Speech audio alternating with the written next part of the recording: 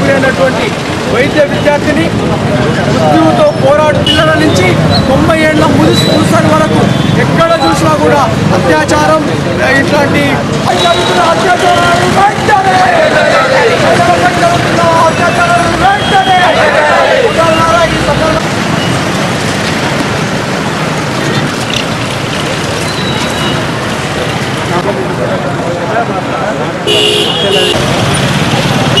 ఈ నెల 16వ తారీఖు మన దేశ రాజధాని అయినటువంటి ఢిల్లీలో అత్యాచారం గురి అయినటువంటి మహిళ ఈరోజు ఉదయం 2 గంటలకు మరణించడం జరిగింది.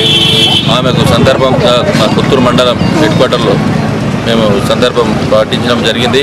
అలాగనే ఏదైతే ఈ అమ్మాయిని అత్యాచారం పాల్గొన్నటువంటి ఆ 6 మంది నిందితుల్ని కంపల్సరీ పార్లమెంట్ ముంగల వాళ్ళని మిట్ట మధ్యాహ్నం 12 గంటలకు అంత పబ్లిక్లో ఉరి తీయాలని మేము డిమాండ్ చేస్తున్నాం.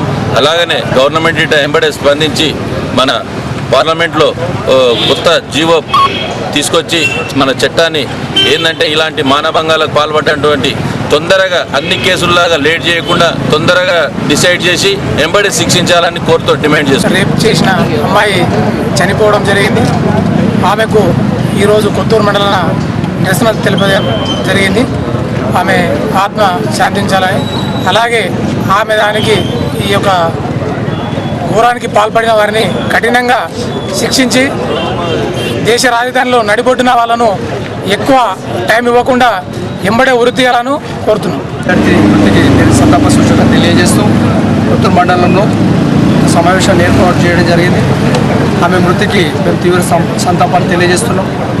అలాగే ఈ గ్యాంగ్ రేప్ పాల్పడే నిందితులను వెంటనే లేట్ చేయకుండా ఆలస్యం చేయకుండా శిక్ష చేయాలని చెప్పేసి దేశ ప్రజలందరూ ముక్తకంఠంతో చేస్తున్నారు. కాబట్టి మేము అలాంటి కోరికను కేంద్ర ప్రభుత్వం వెంటనే డిసైడ్ చేసి నిందితులను కఠినంగా శిక్షించాలి.